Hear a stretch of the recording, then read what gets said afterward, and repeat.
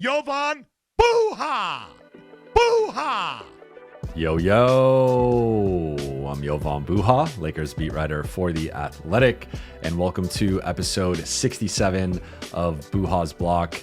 Today, I am thrilled to be joined by Sam Vecenie, senior NBA writer for The Athletic, a draft insider and expert, and also the host of the Game Theory podcast. Also a two-time guest. Welcome, Sam. How you doing? I love it. I'm happy to be here. You know, I love talking ball with you. I love doing this thing, and I'm really glad that this thing is off the ground. I'm excited that I get to come on again. So we last had you on right before the draft. We did a Lakers draft preview episode, and I think we're overdue for a follow-up on the Lakers rookie situation. Rookie Dalton Knecht just had an insane performance on Tuesday night. He had 37 points, which is, I believe, the most a rookie has scored in the NBA this season. But that included a 21-point third quarter, which is the most points a rookie has scored in a quarter this season. Also, go ahead. Forget 21 in the third quarter. He had 18 in the last 3.5 minutes. It was just, it was madness. And really, like, I think that the type of performance that I don't know how many players could have made the shots that, like, the list of players that could have done what he did in that specific context. I think it's a short list. It might be single digits, honestly. I really think it was a very special shooting display there. But so 21 points in the third, that's the fourth most by a player this season, let alone a rookie. But as you mentioned, 18 in that 3-minute and 29-second span late in the third, hits 5 threes, gets fouled on a 3, hits all 3 free throws.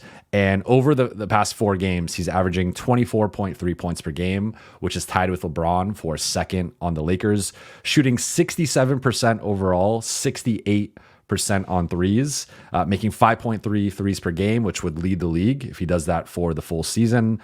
Team best plus minus. He started 3 of the 4 games with Rui Hachimura out. He's set a career high in points in 3 of the past 4 games. So you can see progressively 19, then 27, then 37. Like he's just heating up right now.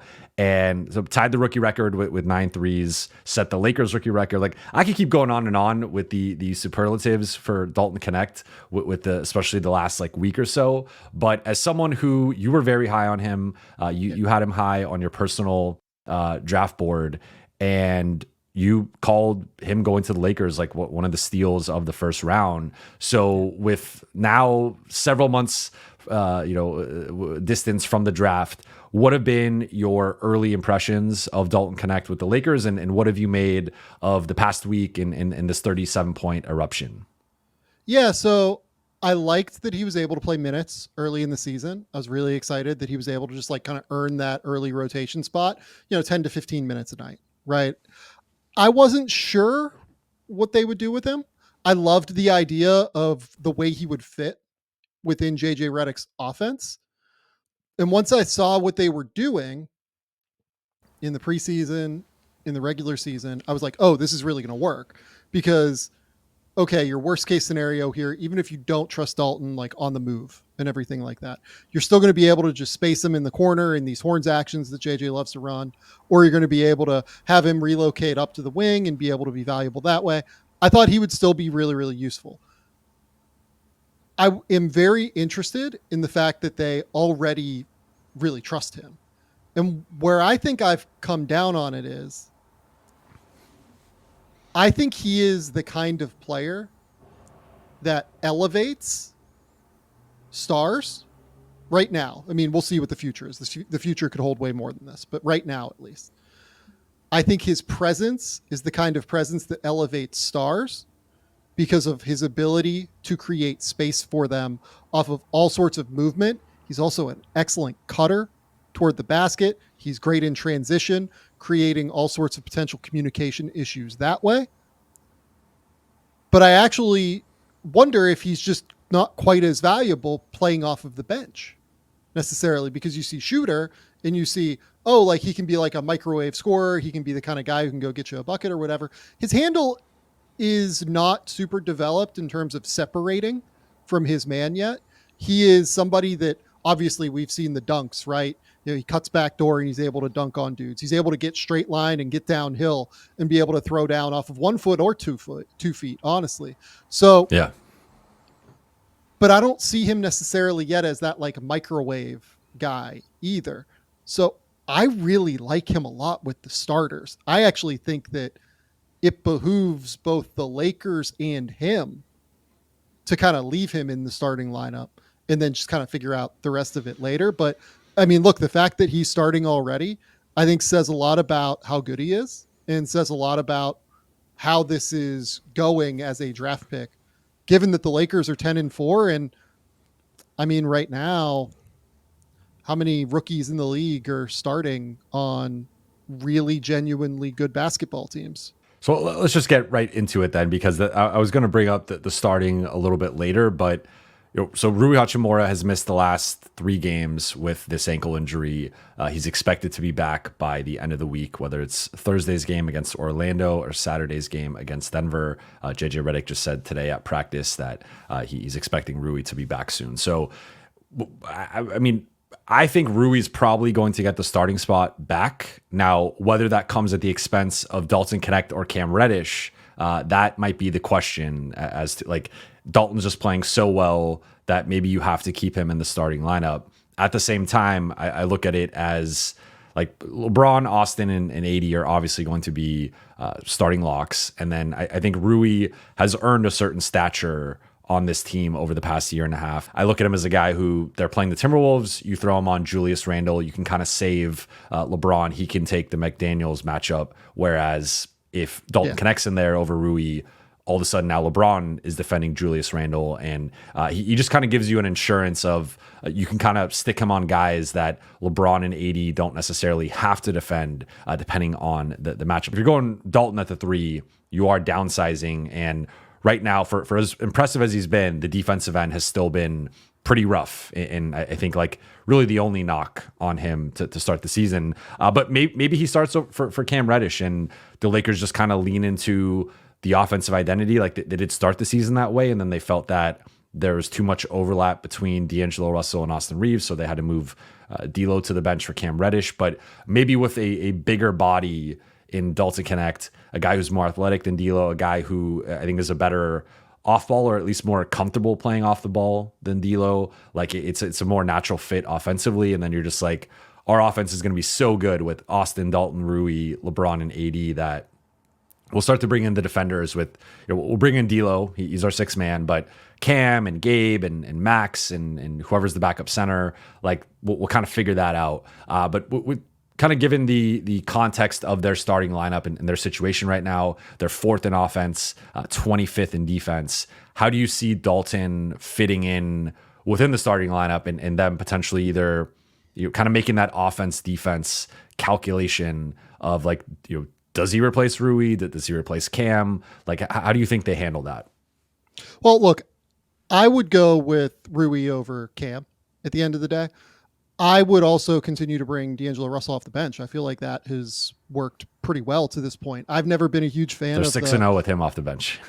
Right. And I've never been a huge fan of the Russell Reeves combination in the backcourt at the end of the day, because both of them like to have the ball in their hands. Whereas while Reeves and Knecht both create those defensive issues in a similar way to Russell and Reeves, I think that the complementary nature of Knecht and Reeves's games on the offensive end actually works out a little bit better for the Lakers than it would be if it was Russell coming into the starting lineup. And look, like I'm just not a Cam Reddish guy at the end of the day. Like, all due respect to Cam, like he's been okay for the Lakers. I don't want to sit here and just like completely crush him by any stretch. Yeah. Like he's been solid defensively, but obviously offensively minutes. He's a liability. Yeah. Yeah. Like teams just don't really guard him. So it's an issue for them for sure. And if I was them, I would want to get, this kind of leads into where I would go if I'm the Lakers anyway here. if I'm the Lakers, I think this is a chance to win the title, and I'm kind of going all in this year. I would start Knecht, Reeves, LeBron, and AD, and then go with whatever you want to do with your fifth player, Reddish, Rui, whatever.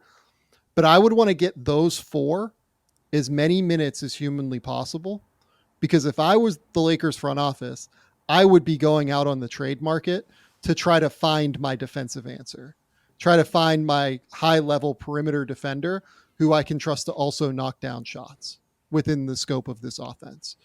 And they have the picks to do it. They have the contracts to be able to do it. It shouldn't be an issue for them given what's going to be out on the marketplace. Like, my favorite name is Dorian Finney-Smith for them. Like, that just makes an immense amount of sense to me. But if I was the Lakers at this point, I would be trying to get as many minutes into those four together, building chemistry, as possible. I like it. Yeah, I mean, I think I had been trending toward ultimately it going to Dalton and Vando being the fourth and fifth guys in the starting lineup. Now, see, I like that, but yeah, we just got the Vando update of he's going to be reevaluated in 2 weeks, which has now happened like 3 times this season. So that I'm not, if you're a Laker fan, you shouldn't be holding your breath for Vando to return. But one of my favorite moments from last night was LeBron was just kind of on one in his post game press conference, and sometimes he's just feeling it, isn't he? It's great. It's great. And so he had this quote where he was asked that, essentially the Lakers have been looking for this type of player for years, for what that player can do around you and AD and just spacing the floor and hitting open shots and being a movement shooter. And does it feel like you guys kind of finally found that player in Dalton?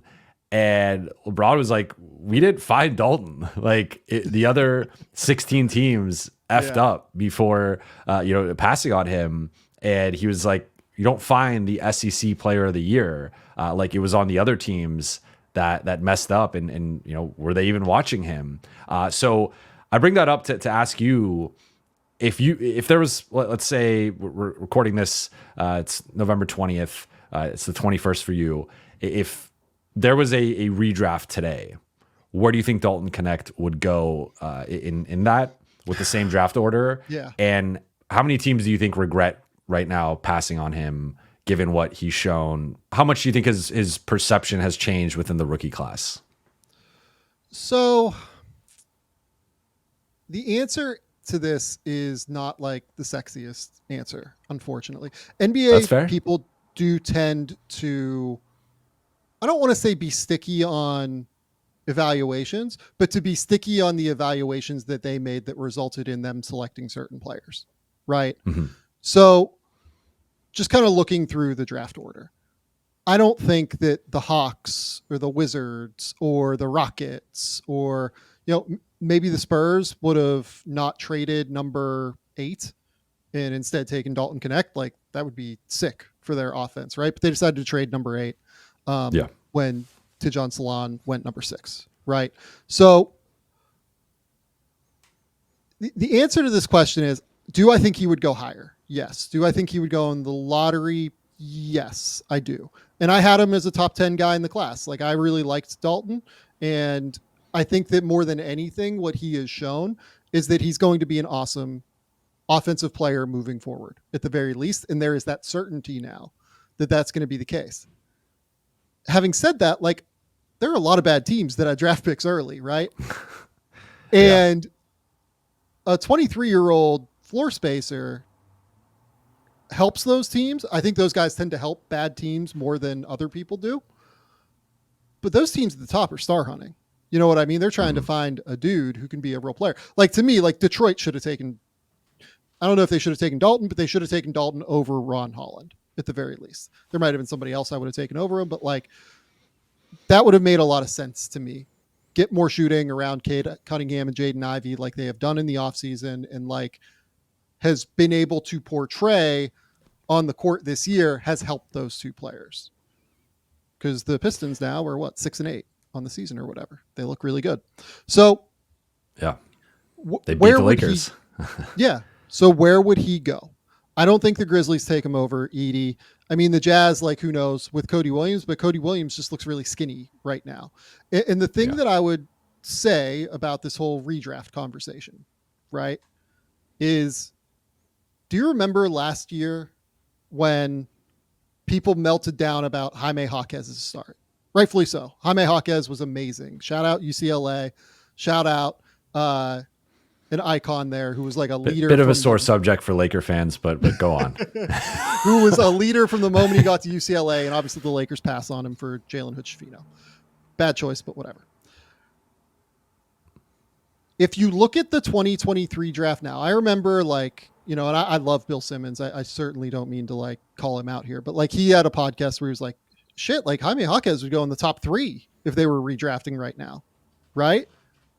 Well, if you look a year later, right?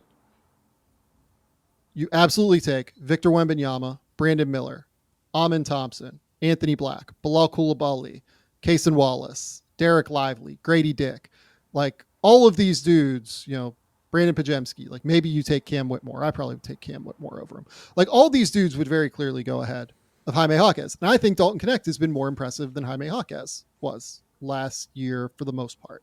Jaquez was a little bit better defensively, so it's at least a question. And I think Knecht's game is a little bit more translatable to long-term success than what Jaime's is. But people often get into this mode with players who are 23 years old. To me, it's more of an issue if Dalton couldn't have come in and played immediately. Like that's where the problem would have been is, oh shit, we just drafted this 23-year-old guy that we can't even play immediately. Like in 23-year-olds, like, Chris Duarte, right? Chris Duarte was able to come in and play a little bit for the Pacers, started like half of a season or whatever for them. But like, he didn't really get a lot better. He got injured and stuff, but like even before the injuries happened, teams kind of figured him out at the end of the day. And I think Dalton Knecht is better than Chris Duarte as well. But I bring him up as an example. I bring up Jaime Jaquez as an example just to say, like, a lot of the players that get drafted at the top of the draft, they're getting drafted at 19 years old, knowing that it's going to take time and knowing that it's going to be a process. And you can talk about whether or not you think that's an efficient strategy. You can talk about whether or not you think that makes sense. But most of the star players that get to the NBA, by and large, are 19 or 20 years old when they're drafted. They're not drafted at 22, 23. There are certainly exceptions, but it is uncommon for players to become like superstars if they're entering the NBA at 23 years old. Maybe Dalton's that guy. Dalton is an incredible story who is a, late growth spurt kid who started JUCO and then moved up to, what freaking school was he at? He's at one of the Utah schools. My brain is like totally breaking. And then transferred to Tennessee. Like, wasn't it Colorado? Northern Colorado or something? It was Northern Colorado is what it was. Yeah. That's exactly right. It was Northern Colorado. He was in the Big Sky. And then transfers to Tennessee and blows up. So he's on like a crazy upward trajectory. And to me, that is more important almost than just age in and of itself as a developmental barometer, right? Mm-hmm. You don't want guys that are, even if they're 19, 20 years old, some guys just develop early. You want them to be on an upward trajectory, continuing to grow and get better because look, NBA players get better. You know what I mean? It's not like NBA players stop growing at 25, 26, 27 years old. Guys get better throughout the course of their career. It's just how much do they get better? There are significant developmental places that guys hit earlier in their careers. Like think about where like Dalton was at the JUCO level at 20 years old. Reed Shepherd's in the NBA right now. Right. Mm-hmm. So I don't say that to shit on the parade of Dalton Knecht. Dalton Knecht looks like you're shitting on it right now. Dalton Knecht looks like an unbelievable hit for the Lakers, and I had a top 10 grade on him, even with the age and even with the defensive concerns. I loved him pre-draft, and I agree with LeBron that Dalton Knecht should have gone higher. You know what I mean? Like Miami, can you imagine him in Miami's offense? Like that was the thing that I remember literally it's having, similar to how Duncan Robinson has been used by them. That's that was a name that I brought up with Dalton pre-draft. I was like, he is a explosive, athletic Duncan Robinson is kind of the way I thought of him a little bit. And that's an incredible player who's like definitely a starting caliber NBA player and is going to be really, really good and useful. So again, like I am super excited about Dalton Knecht. He looks amazing. He's very clearly like one of the 5 best rookies in the league this year. His age timeline is just like a little bit more advanced than other rookies, is what I would say in terms of the redraft question. From a development perspective, like we've already seen some progress with him from game 1 to game 14, but looking longer term, game 60, game 82, first round of the playoffs, like what do you think he needs to be working on, focusing on, and what's realistic in terms of his development for this season? I mean, defense, like at every capacity of the defensive end at this point. There's just like not. But how realistic do you think like improvement? I mean, obviously he can get better, but he will get better. It feels like, can he be an average defender? He's got the athleticism to be. I feel like he's got the frame, the athleticism, at least off. Like it translates offensively, not the same way defensively, but it like looks like he has the physical tools to do it. It's just for whatever reason he hasn't been able to actually apply it. So what I would say about his physical tools are he's an amazing, like straight up and down athlete in like rising and dunking in a straight line and in transition, like sprinting the court and like really getting up and down. He is not a great lateral athlete. Like there are different kinds of athleticism. Like you see the dunks, you see everything like that. He's explosive through his lower half, but I don't think he's particularly flexible through his hips, which is why you don't see him separate a lot off the bounce, right? Like everything is kind of boxy a little bit. And that's where defensively guys tend to be really good, is they're very fluid through their hips. Now, how fixable is that? I mean, that's not this year. That's like down the road. Like you have to he has to really work through like some of the, plyometrics and like being able to, turn and be able to like be flexible through that torso of his body.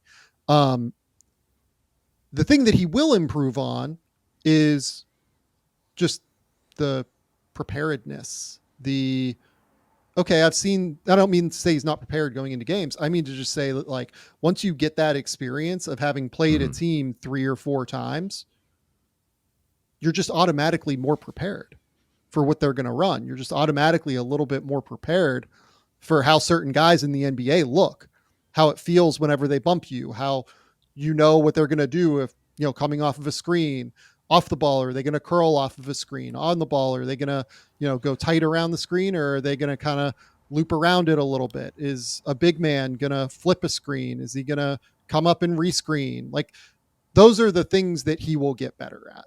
Those are the things that he will 100% improve upon throughout the course of the year.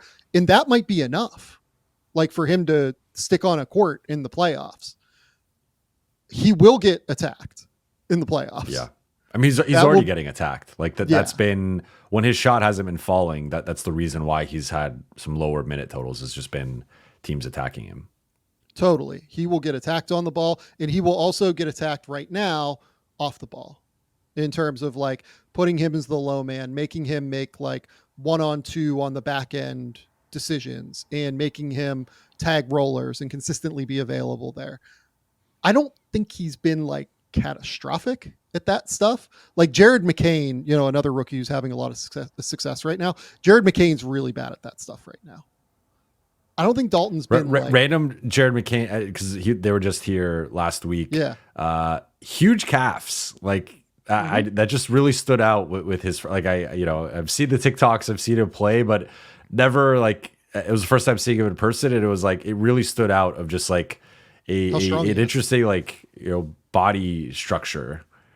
Yeah, Duke's staff told everyone pre-draft that he was basically like the best guy they've had in the weight room in years, in terms of like his improvement from the start of the year to the end of the year.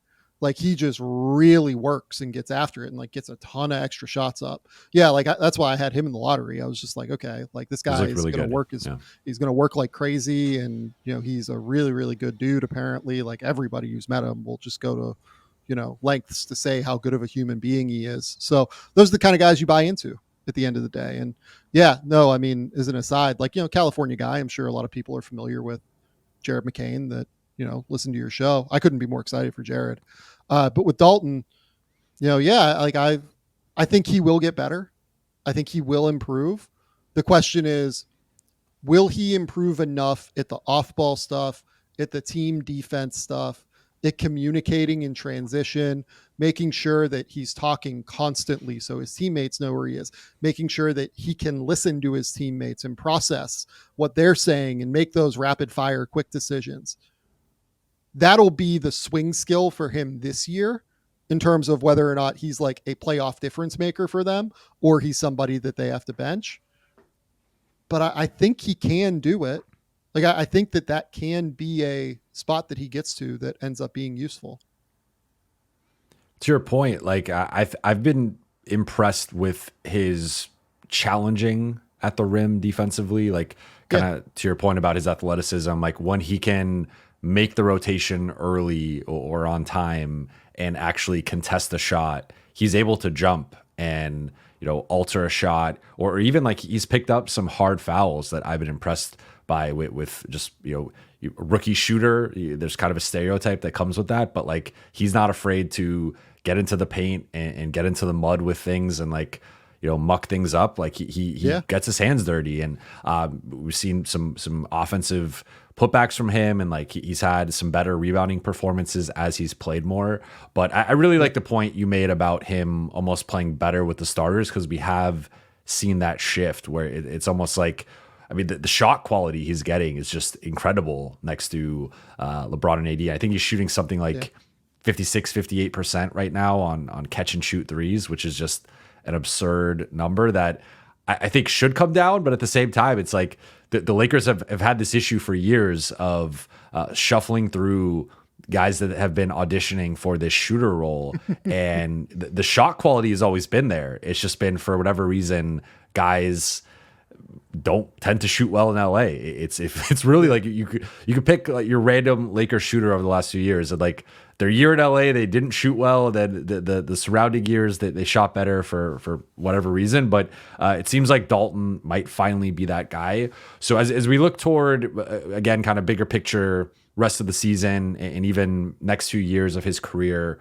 what do you think is a realistic ceiling for Dalton? You just mentioned probably not a superstar, which I think is fair, although I know a lot of Laker fans are trying to crown him that after this performance. But like, what's a realistic ceiling for him? And has this recent stretch changed your perception of that at all, or raised the ceiling even a little bit, just of like, this is a guy who can get hot and erupt for 40 points on a given night, whereas maybe like, there's a lot of good shooters in the league, but not all of them can, at least in my opinion, have like that type of night in that context of things. But has that changed at all, or has this kind of just been confirmation of what you already thought of him?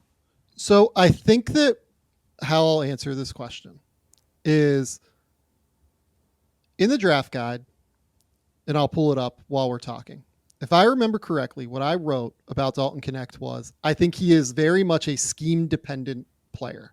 I thought that getting him into a scheme like, Miami's, I think is actually literally the team that I mentioned.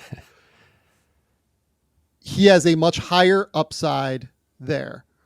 And this is literally what I said. The more I watched him, the more I thought that the scheme he lands in will be important to accessing that upside.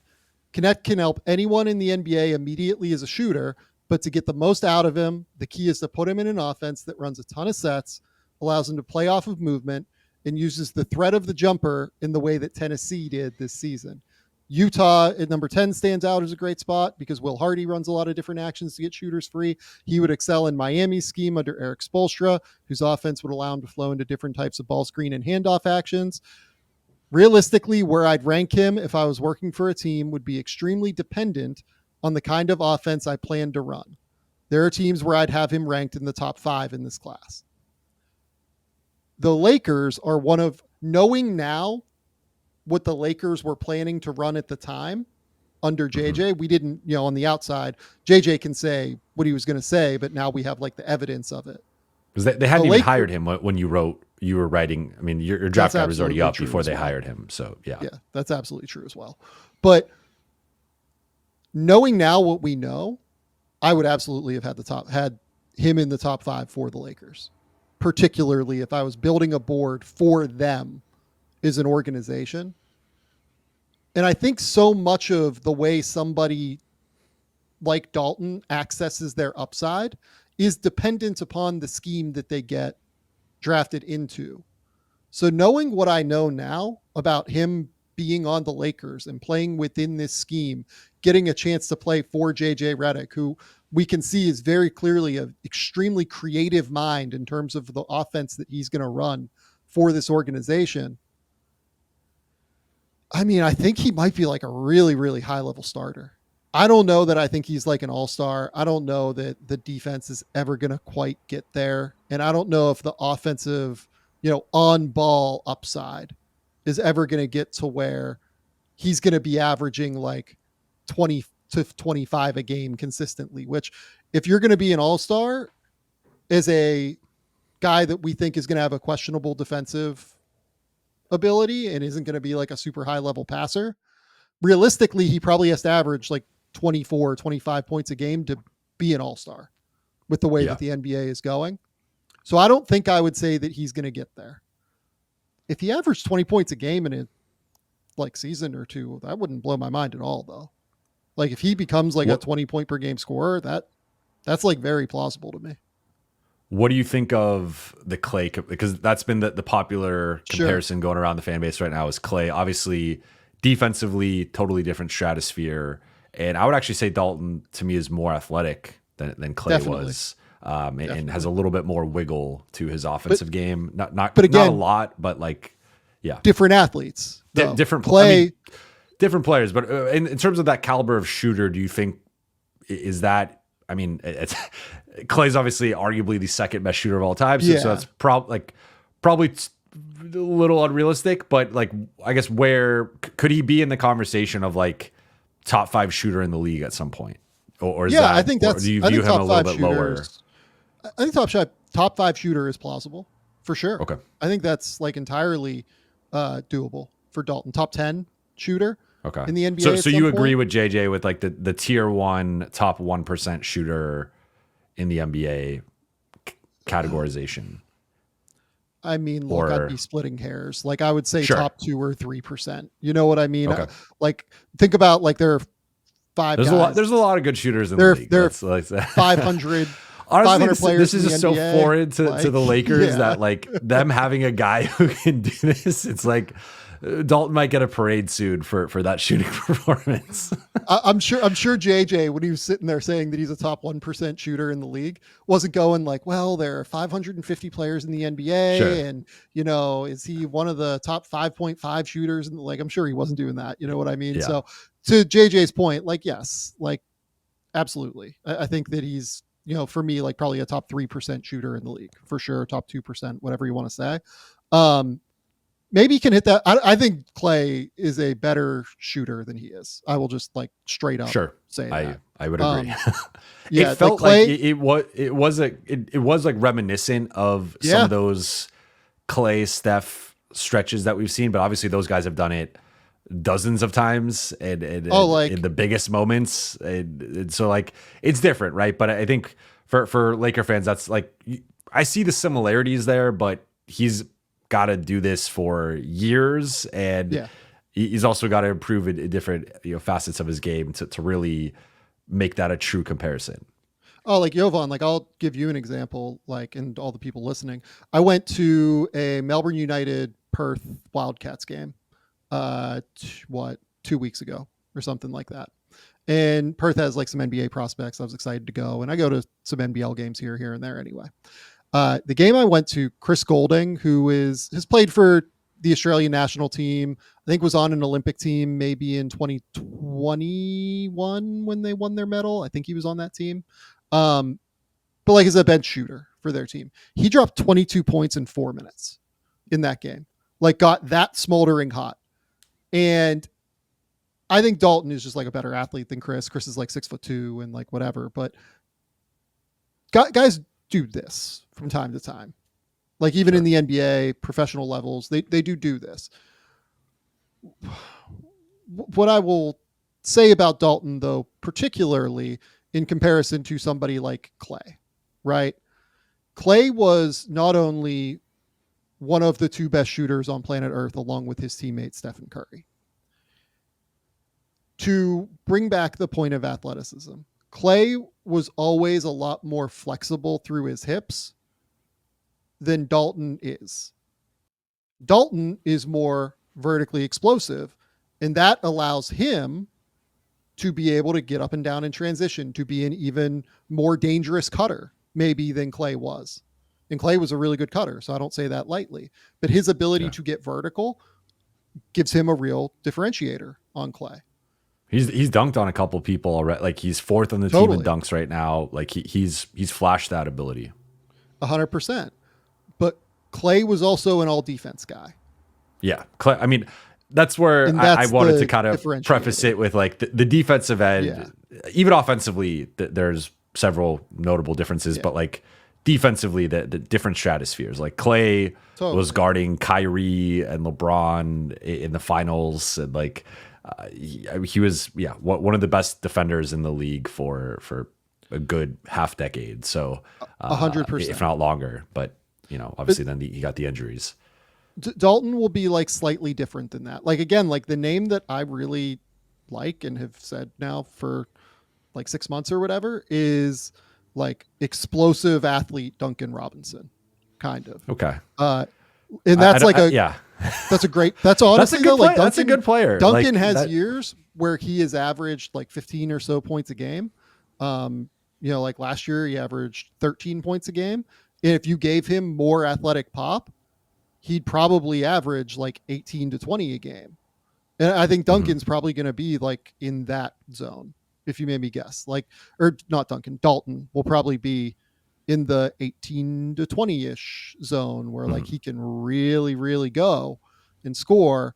He's like almost like Tyler Hero is even more like a little bit more flexible than he is off the bounce. Like he's definitely got more wiggle game. off the bounce juice.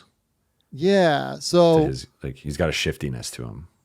Yeah. And like Buddy has like a little bit more shiftiness, like to get around screens and like really, really get them up at like crazy volume. You know what I mean? But like Buddy might not be a bad name here in all honesty. And Buddy's going to go down as one of the, 10 best shooters in league history by the time he's done. But, Buddy averaged 21 points a game 1 year in Sacramento, 19 points a year 1 year in Sacramento. He's averaging 17 right now for Golden State. That might be a decent name here. And Buddy entered the NBA at 23 as well. And, has carved out an incredible career and has made a shit ton of money. Like the thing with Buddy though, is Buddy never really, got to the right, like winning situation either. And maybe he is now in Golden State and maybe we're seeing that. And that's where it's, we're getting to see everything that he's capable of. But, Dalton is in that situation now and Dalton has that opportunity. So I'm excited to see where it goes. Like, I think he has like real scoring juice. Like he's going to be damn near a 20 point per game scorer, I think. That's the thing. Like it wasn't just the 9 threes. It was, I think he had 3 dunks last night. Yeah. And then even in one of, it was early in the fourth, I think he gets like, someone's closing out on him hard. He up fakes them, gets to the rim, draws a foul. And it's like, he could have easily, given the rhythm that he was in, just taken the shot. He had taken harder shots during that stretch, but it's like, he can put the ball on the ground and get to the rim and draw a foul. So we focus on the shooting because that's the sexiest part. That's the part that the crowd's going crazy. The bench is going wild. He's getting a standing ovation. He's doing the MJ shrug, but there's way more to his game than just the running around screens or spotting up in the corner. And I think he's shown that part as well. Yeah, I remember that play. It was in like semi-transition and someone hit a hit ahead to him. I think LeBron hit a hit ahead to him. And Lauri Markkanen was like, oh shit, like I've got to get over to him. And Markkanen like went up on his toes and Markkanen didn't even jump. It's just that Knecht understood intuitively, okay, Lowry's on his toes. I can attack here. I'm going to be able to get by him with ease. And he trusts his speed. He trusts his long strides to be able to get to the basket on those situations whenever he has that downhill force. And yeah, like he has some real hang time as a leaper as well. So Yeah. there's a lot that you can do with Knecht. Like I think he's like a really, really useful, valuable player for the Lakers. And again, like I think he's a starter as a rookie right now for a 10-4 team that I think should have real designs on winning the title if they can make the right trades this deadline.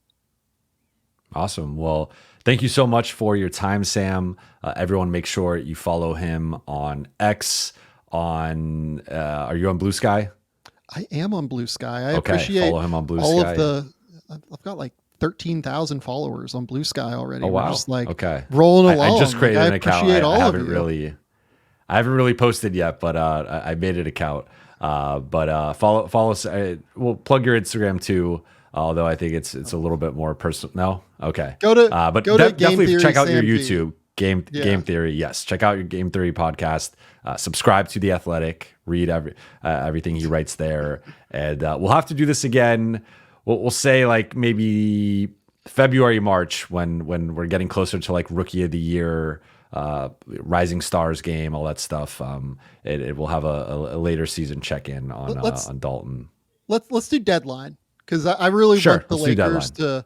I want the Lakers to do something. I can't emphasize if they get enough. a two-way wing as that fifth starter that we were kind of talking about, not knowing which player should be there. Like, I think that they're cooking with something.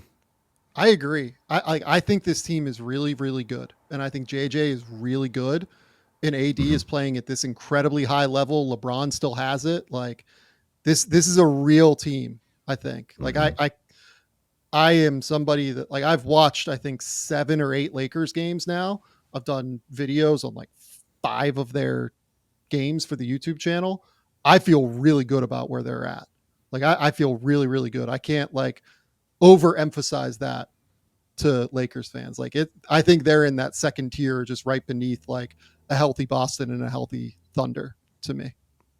I agree. I think that was one of my, I don't know if I'd say hot take, but like entering the season, I was like, there's like this team could easily make the conference finals depending on if AD and LeBron stay healthy and they get a certain path. Like obviously that there's some Denver's giving them problems. OKC is looking like a juggernaut when healthy, and even when not healthy, they've looked pretty good. But like depending on if it's like the Dallas, Minnesota side of the bracket, and who knows, the Lakers right now third in the West, they could end up being a top 4 or 5 team in the West standings wise. So I'm with you. I think that this is a team that could easily win a round or two, and then at that point, depending on the matchup and what moves they've made, like maybe they could go even further. So we shall see, and we will hold you to that, bring you back on around the trade deadline. But I appreciate it, Sam. I will make sure to link to your channel in the show notes, and everyone check that out. But thank you all so much for watching and listening. For those watching on YouTube, please be sure to hit that subscribe button,